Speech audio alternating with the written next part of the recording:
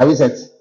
All right. I welcome all of you to this special press briefing by the Honorable Attorney General and Minister for Justice. In the last few hours, there have been significant developments in the implementation of Operation Recover All Roots, which was a flagship anti-corruption initiative proposed by President John Dramani Mahama in the run-up to the 2024 elections. Since he became president, enormous effort has gone into putting that into practice. And a couple of weeks ago, the Attorney General was here to brief us on progress made so far. You will recall that a preparatory team was put in place to collate information regarding alleged acts of corruption and other forms of wrongdoing. And this team presented its reports to the president, who promptly handed it over to the Attorney General and his team to look into. The Attorney General was here a couple of weeks back to update us on progress made. And today he has taken some steps towards ensuring that that policy comes to fruition. He is here today to brief us of latest developments so that we'll know exactly where we are in terms of the implementation of the Operation Recover All Roots. So without taking any more of your time, I would invite upstage the Attorney General and Minister for Justice, Honorable Dr. Dominic Ayine, to do his briefing. Thank you very much.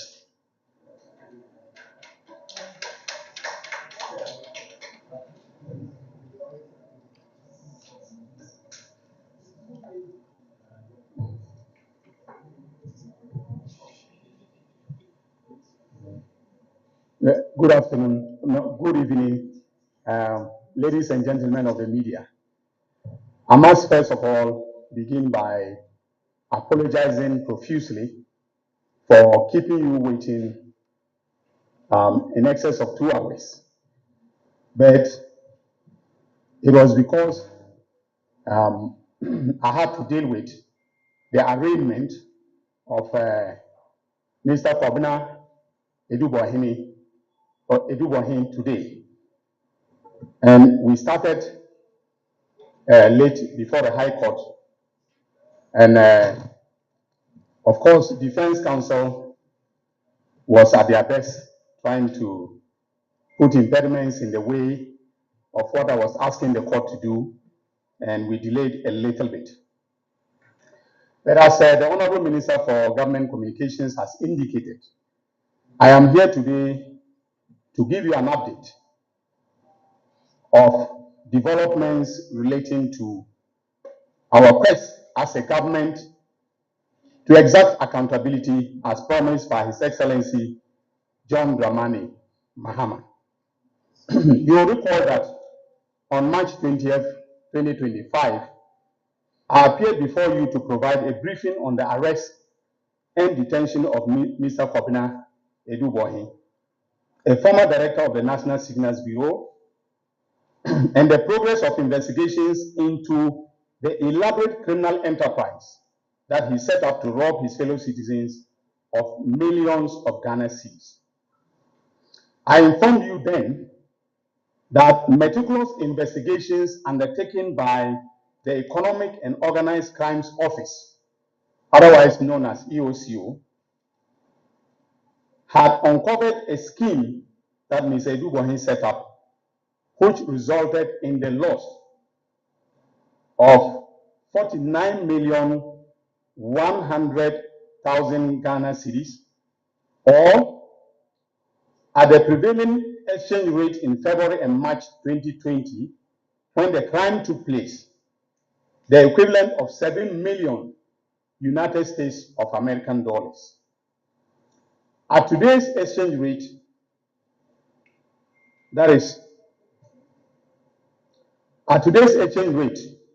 this will be 108,500,000 Ghana cedis. That is the cost of one Agenda 111 hospital going into one person's pocket. I can now confirm that at the conclusion of our investigations, that is exactly how much he stole from the taxpayers of this our beloved country.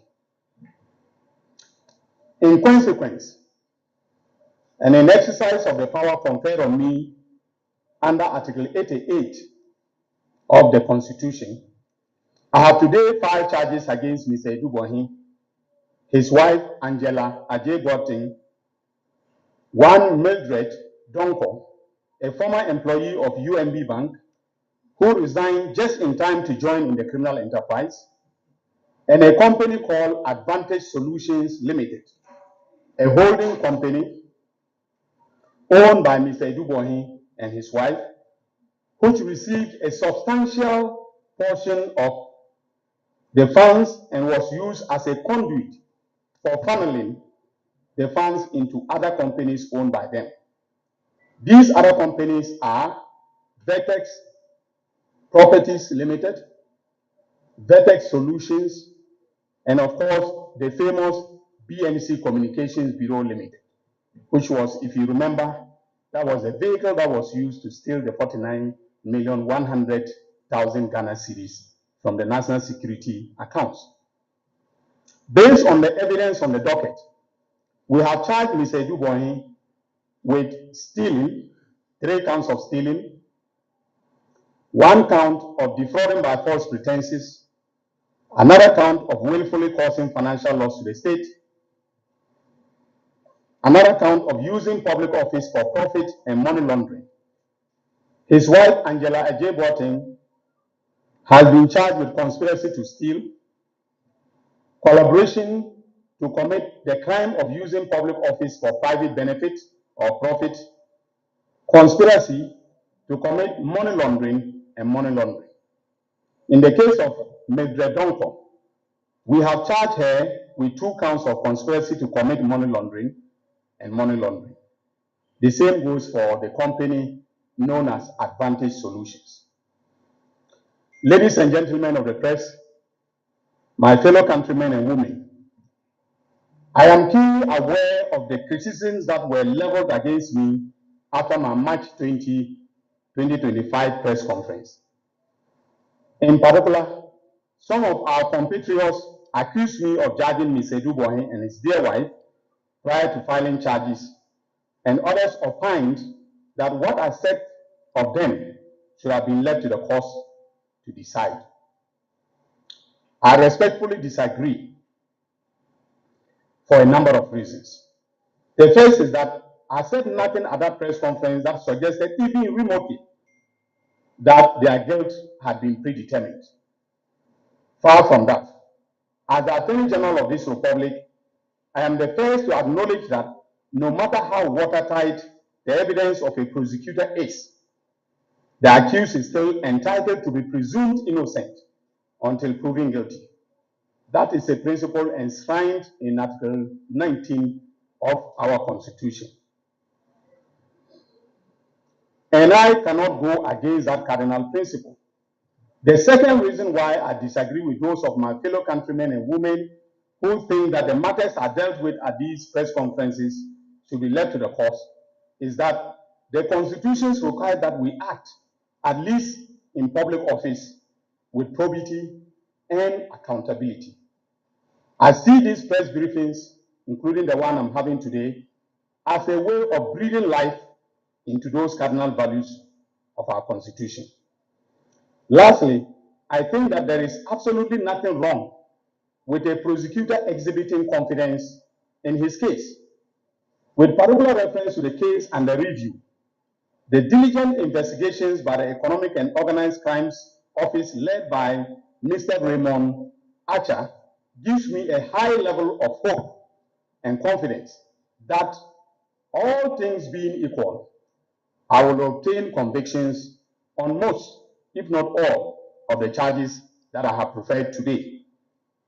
Besides the documentary evidence involving bank statements, deposit slips, check numbers, and so on and so forth, we have persons with deep knowledge of the matter who have agreed to testify at the trial. Persons with very deep knowledge, primary persons who were close to the action, have agreed, after having been, interrogated, about what they know, they have agreed to testify in this matter. Ladies and gentlemen of the media, my fellow countrymen and women, between March 2025, when I announced the arrest and detention of Mr. Adu Boahene and his accomplices, and now, there has been some speculation as to whether my press conference was yet another piece of political propaganda. Some media houses actually claimed that I had been deceived into holding the press conference and that I had in turn misled His Excellency John Dramani Mahama, the President of the Republic. Let it be known that unlike some presidents in the past who were misled, His Excellency John Dramani Mahama is on top of his brief and cannot be misled.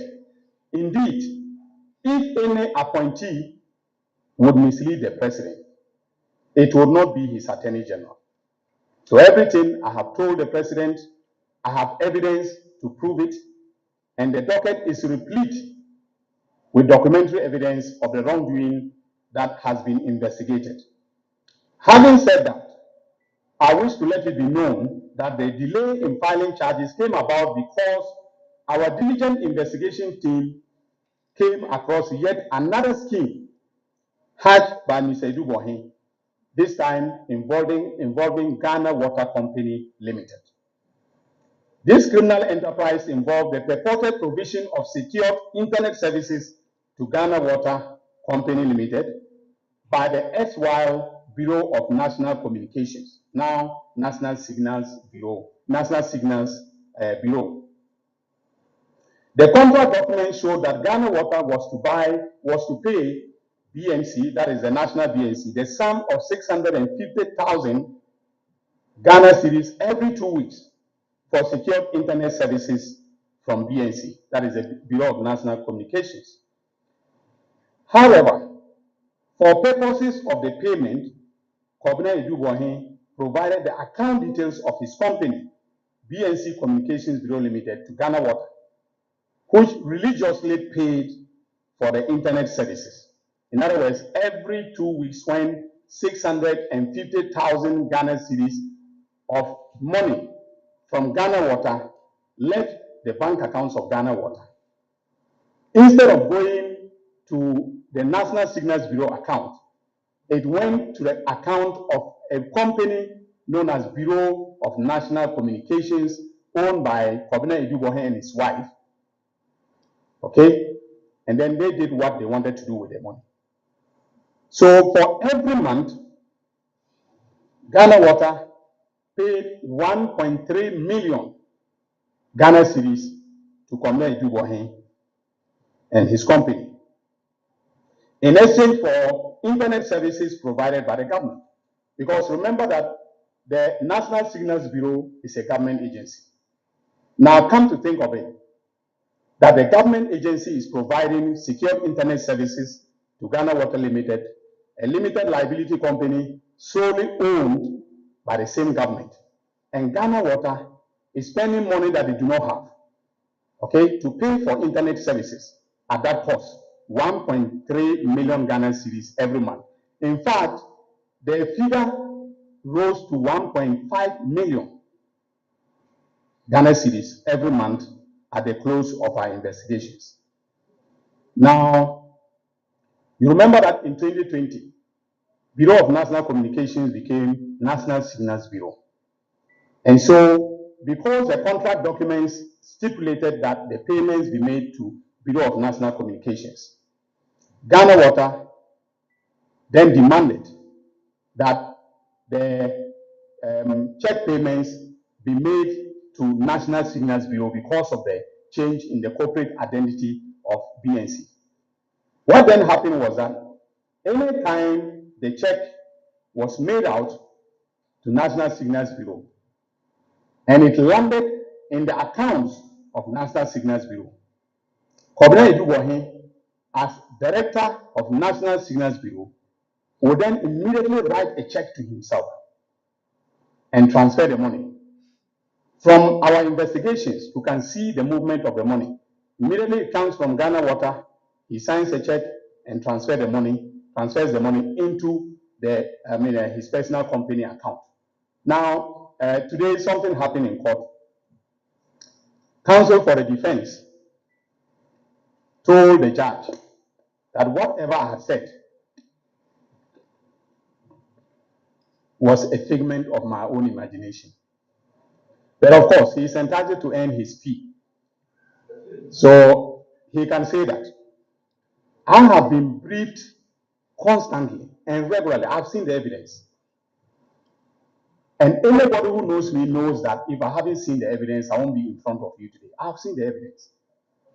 The reason why some people have opted to testify is because they know that the case is watertight. So, counsel can continue to say what he's saying, but when we present the evidence in court, he will know that this is far from being imaginative. I have a very fertile imagination, but not in this case. So, ladies and gentlemen of the media, significant progress has also been made in other investigations being conducted in relation to the oral briefs presented to me in February. The investigations by the National Intelligence Bureau have been equally thorough under the direction of its Director General, Mr. Alhassan Kifo, and guided by the team in my office, most often led by the Deputy Attorney General, Dr. Srimsai. In respect of the SkyTrain matter, we have completed investigations and will be filing charges hopefully next week. We have established that $2 million United States of American dollars was paid by the Ghana Infrastructure Investment Fund without board approval. The only persons who knew and acted on the payment were the former CEO, Mr. Solomon Asamoah, and the former board chairman, Professor Ameyaw Ekunfi. Both will be charged next week. The docket's ready. We know the charges we are filing against them, so they will be charged next week. Some of the board members have offered to testify as witnesses for the prosecution, and I am considering their offers. And usually what I do is that when you offer to testify, I sign an agreement with you. And I immunize you from prosecution either today or in the future. So that is what I'm doing with those who are making offers. So if you know, if you're a whistleblower, you know of any crime that has taken place, please come. Even if you are marginally involved, I'm prepared to cut a deal, and then we can deal with the actual criminals. Now, the investigation in the National Service Ghost Names scandal has also progressed well, and we'll be filing charges against some of the persons involved from the first week of May. Also, in a few days' time. Other matters such as National Cathedral, mathematical sets, senior high school Wi-Fi are also nearing completion, and dockets are being prepared for prosecutions to begin. Ladies and gentlemen of the media, my fellow countrymen and women, as your Attorney General, I wish to assure you that I have sufficient reserves of integrity to continue to perform the task assigned me by His Excellency, the President of the Republic. I have never stolen before in my life and have never received a bribe in public office. All those who have dealt with me know this for a fact, and the President would not have appointed me his Attorney General if he had questions about my personal integrity. That is why it came to me as a big surprise when the Honorable Member for Gomoa Central, the Honorable Kwame Asare-Obeng, aka A+, took to social media to make spurious allegations against me, calling me corrupt and a thief. Besides the name calling, the Facebook post in its totality was a palpable falsehood.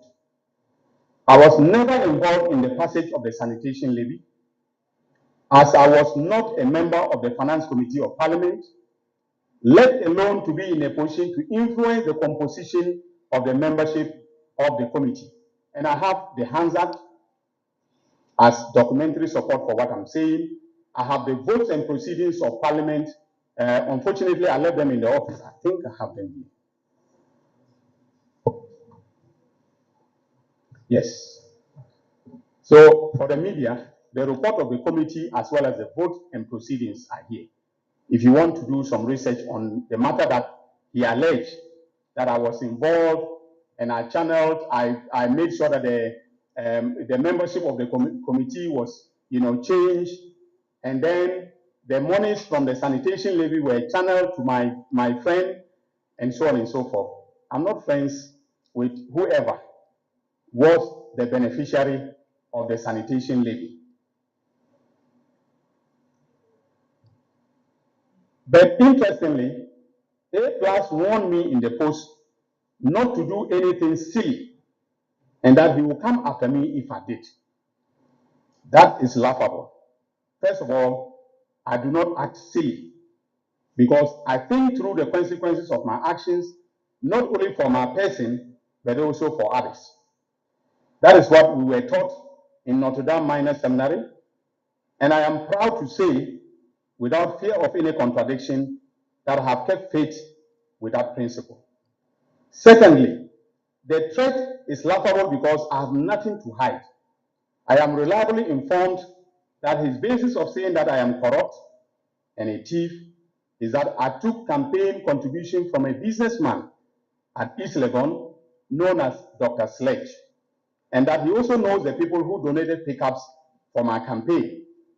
Now, ladies and gentlemen, if receiving donations for your campaign or getting a pickup for a campaign is thievery or corruption, then there are 276 thieves in Parliament, including the person who was making the allegation himself.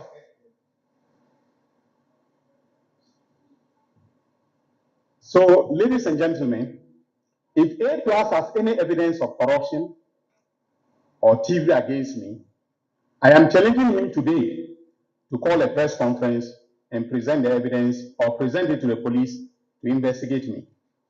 In contrast, the media should ask him about the silly thing that I was about to do, which frightened him so much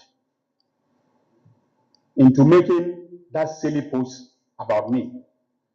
He should be asked what he knows about the National Service ghost names scandal and related matters. If he can give truthful answers to these questions, then Ghanaians will know why he took to social media to do what he did. But let him be warned that in my hometown of Zorun, we do not fear mud being thrown at us. On the contrary, we walk into the mud to deal with the person doing the mud slinging. And I am prepared to walk into the mud with A+, because what I have about him and the National Service scandal, he should come and tell you. I'm challenging him. He should come and tell you, the media, and stop cowardly hiding behind social media to make baseless allegations against people who have worked hard to earn a reputation. So, ladies and gentlemen, I think I will end here. Thank you.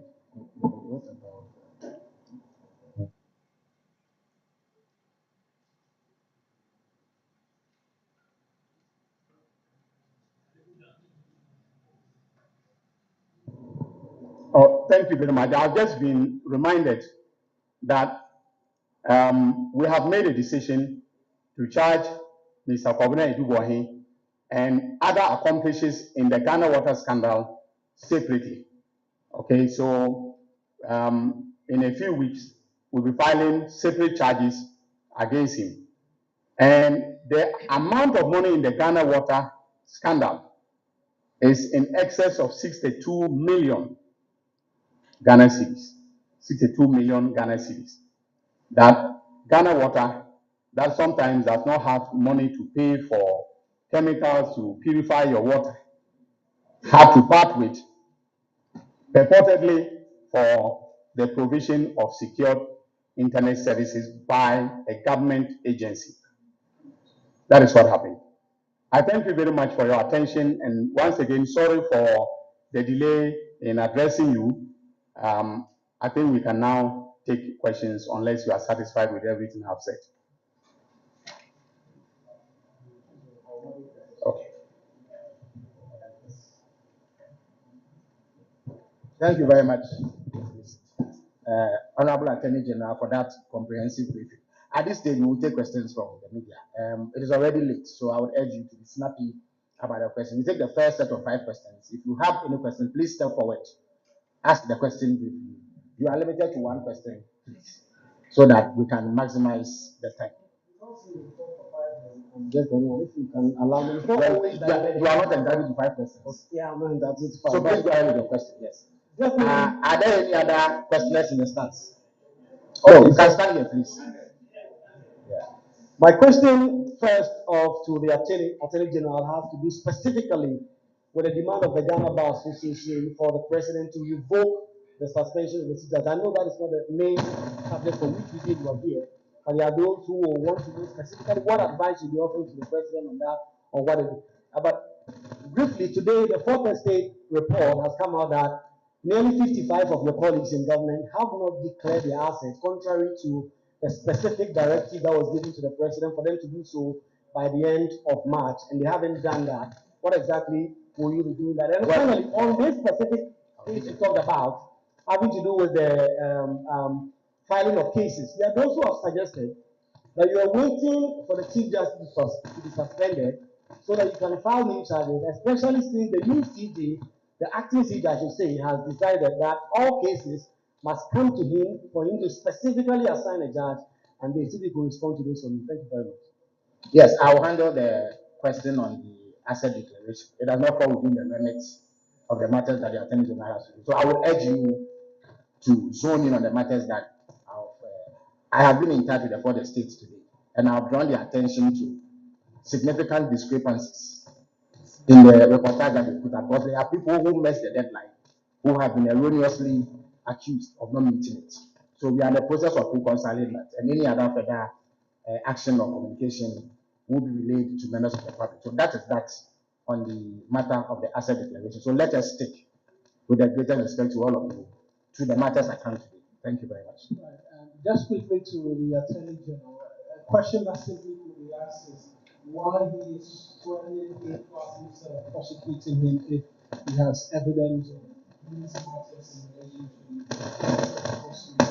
And then finally, on the Ghana Water scandal, which was one of 62 million cedis, can you give us a bit more detail? Because you want the case, we got names and other names and matters. There are those who already want to go into persons present at the time when these deals were signed and also the other things. All right. Are there any other questions, please? Okay, so the Attorney General will answer these questions, after which any other set of questions will be taken. Thank you very much. Let me remind you, however, that the questions must relate to the subject matter at hand. Thank you.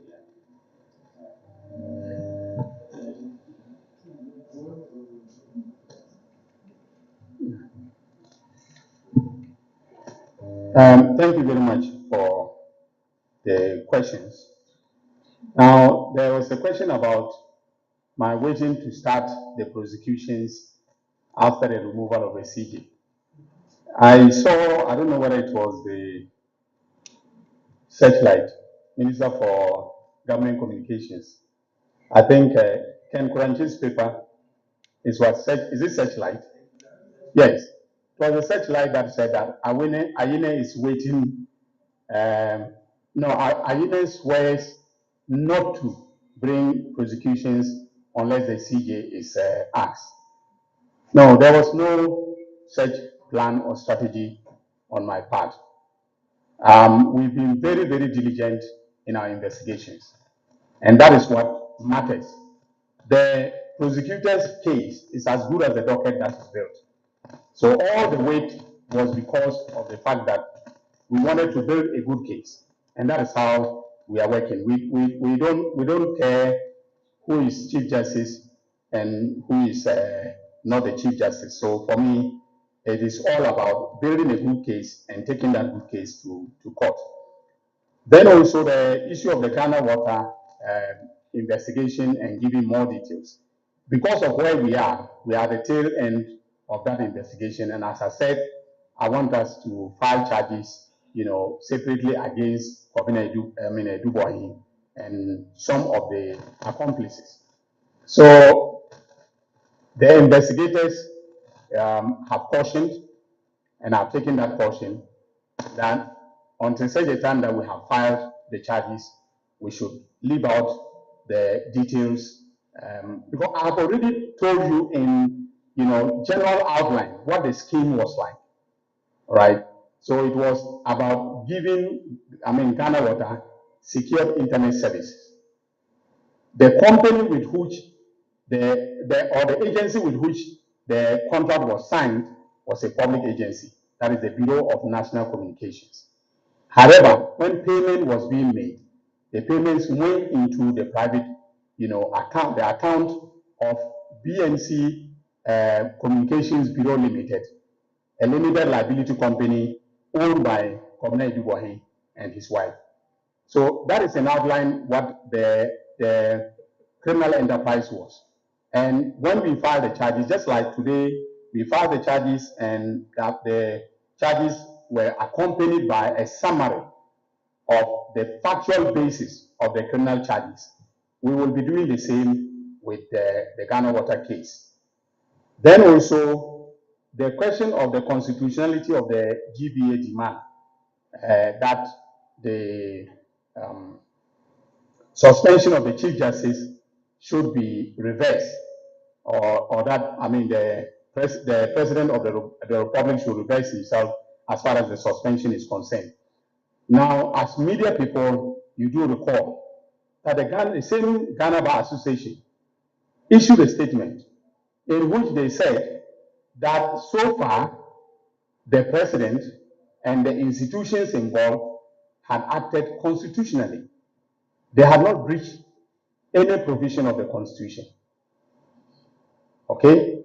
And that was my internal assessment of what had taken place.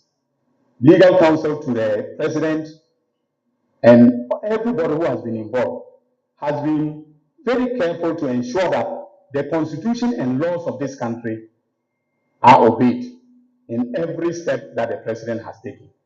And we believe that he has not violated the Constitution. And there's no reason why he should reverse himself. The basis of saying that the President should reverse himself is that the President was exercising a discretion.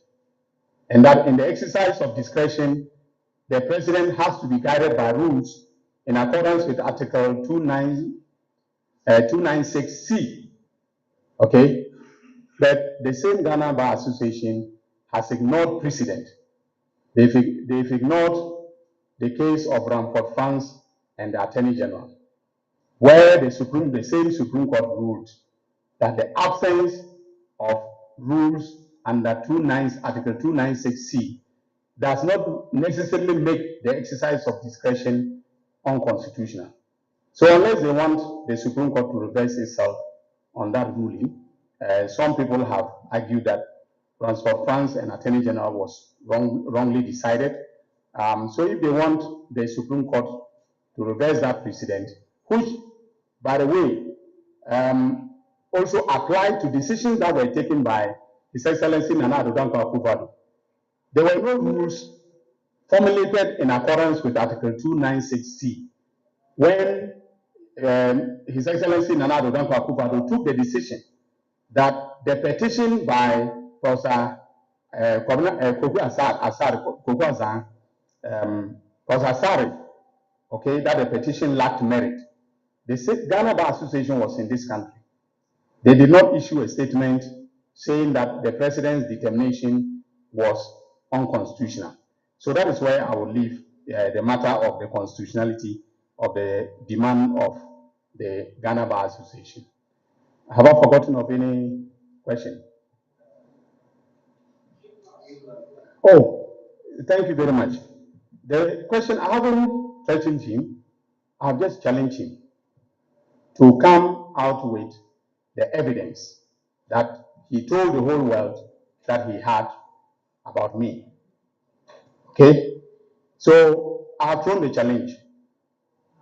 But I've been quiet and careful because I do not want the banter with A plus, right, to overshadow the good work that myself and my team are doing.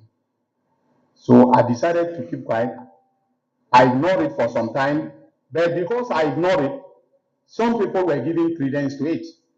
I remember somebody did a video, or he was, interviewed, and he said the Attorney General has been called a corrupt person, he's been called a thief, and he's keeping quiet. So if he's not corrupt or he's not a thief, he should come out and say it. Okay? Given the credence that was being given to what A plus said, I decided to state categorically today that the Facebook post was, first of all, a palpable falsehood, because everything that he said there never happened and never applied to me. I was never a member of the finance committee. I did not take part in any decisions and so on and so forth. What he talks about as evidence of corruption is nothing to write home about. But maybe he has something that I do not know. Now, when it comes to what to do, okay, I do know that he has not been interrogated. All right, I'm not going to presume anything. If he submits himself to interrogation by the NIB, I'm a fair-minded person. If there's no wrongdoing involved in whatever he did, I will stay off. So that is all that I can say for now.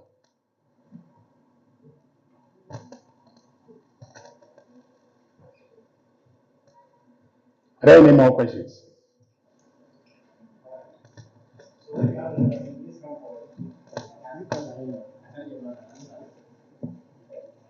Honorable, with everything that is expected of ORI, how willing are you to exercise your discretion in negotiating a plea bargain, just as you threw an open invitation to the public in terms of supporting your case? Would you also throw this challenge to people out there for?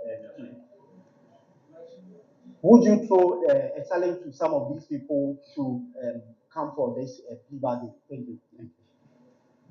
Yes, thank you very much. My name is Osman Abadon from Redogo.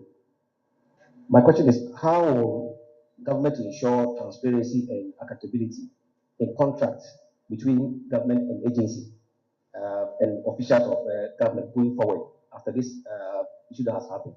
How is government going to do it going forward? Thank you. No, just a quick question on arguments made in court today. We know from our court correspondent that you were pushing for the bail of Mr. Adu Boahene to be revoked. We don't have clarity on that yet. Was that application granted by the court? Because we got wind that there was surveillance which suggested some other things being done. Okay, so on the first question of a plea bargain, I think on March, in the March 2025 press conference, I made it abundantly clear that the strategy that we have adopted is to have contemporaneous investigation of both the crime, that is the criminal enterprise, as well as the assets or proceeds of crime. So that is the approach that we are using. And that approach is because of oral. Okay? Oral is not just about accountability. Oral is also about recovery. And so if from all indications, someone who has been charged with a criminal offense or in the course of investigation comes forward to say that they are willing and able to return the loot in exchange for a plea deal, which will mean, for instance, that either we let them walk away without, getting punished, either through a fine or a term of imprisonment, or instead of getting, let's say, 10 years in jail, we can cut it to 5 years in jail or 2 years in jail in exchange for a recovery of what they have looted. I am happy to do that. very happy to do that because that is the essence of order, and that is what Ghanaians want. They do not want people to go to Nsawam and come back out of jail to enjoy the loot. Okay, so Ghanaians want persons who have looted state resources to return those resources. So my duty and the duty of the team that I lead is always to ensure that when we uncover the criminal conduct, we also trace assets. Now, part of the reason why, and that dovetails into the question about my resistance to the grant of bail to Governor Adu Boahene in particular, I have told the court that the wife can be granted bail, the third accused, Mildred Donko, could be granted bail, but he in particular, I was opposed to the bail being granted because of the probability, the high likelihood of interference asset recovery process is what I brought to the attention of the court, and then also the interference with witnesses. So that was the basis. Now the court has at 9 o'clock for on why I am opposed to the bill for community Boahene, and the judge will make a decision. Then, how do we ensure the Public Procurement Act was enacted precisely for that purpose? Okay, transparency and accountability in the procurement process, and then also making sure that what is offered to government, all right, in exchange for funds that the government is spending or government agency will be spending, right, is competitive in terms of prices. All right. So the act and so on and so forth. That is plainly the the only way by which we can ensure transparency in government contracting. In other jurisdictions, for instance, in the United States of America, in Europe, and so on, okay, there is no way that you can spend government money above a certain threshold without compliance with the procurement, regimes in those acts and its regulations. Once government agencies, ministries, departments, and agencies of state act in accordance with the law as stipulated by the Public Procurement Act, I'm sure that there will be a lot of transparency in government, contracting. And an American judge once said that sunlight on the contracting process, that will make it possible for us, to ensure that corruption is rooted out in the contracting process. That is all I can say for now. Ladies and gentlemen, I want to thank you profusely for coming and for waiting. Yes, so that brings us to the end of the briefing. Yeah, there's a late question, so please hurry up. But you will be the very last. It is out of. Okay, yeah. Thank you so much for the opportunity. Yes, I remember the very last time you meet us here. You made mention about an MP who had taken some money to kill the National Service storage. Today, when addressing the issue of A+, you did indicate about the fact that you have a lot of those here on him. Is it the MP that you are referring to? Again, it's made several allegations against him. And how often are we going to see the learned Attorney General address the nation in time to file cases of this nature? Thank you. Okay, thank you. On the question of whether I'm going to file a defamation suit against A+, well, I don't want any side to going to court every day with you media people on my back. I want to sit in that office and make sure that I do the work that His Excellency has, appointed me to do. So I think he said something earlier. Oh, yes. The question is whether he's MP. I think you should ask A+ when you meet him. You should ask him. I've asked you to ask him critical questions. You see, the problem we have in this country is partly when A Plus went on Facebook and splashed that Spiegel's allegation, but we were busy circulating it all over the place. Okay? So if you did their best to serve with honesty in public office. So for me, I think that whatever he has said, okay, I've explained to you to continue to serve in public office. Okay, so I'm not going to spend time dealing with A plus. However, if he wants to go along that track, I'll meet him where it matters most. So thank you very much. God bless. All right, thank you very much, Honorable Attorney General and Minister for Justice, for this important briefing. So this should clarify the situation as to the sort of progress being made in the implementation of Operation Recover All Loans. There are many who have questioned government's commitments to seeing through that particular promise. This should be your answer. And so until we meet again next time, good evening to all of you. And thanks for coming.